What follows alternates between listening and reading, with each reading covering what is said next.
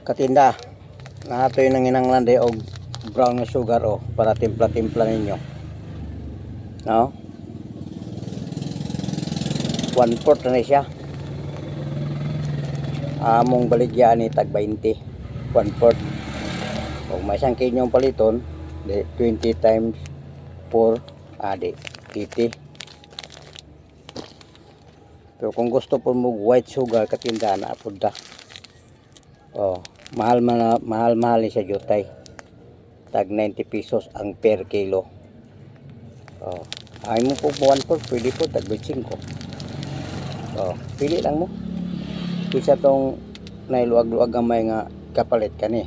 O kisa tong ganahan pud ani nga medyo ka kasya las kwarta ani. Amo na bala ani katinda. Puti ba o brown ba? Ay katinda aron maka timpla mo.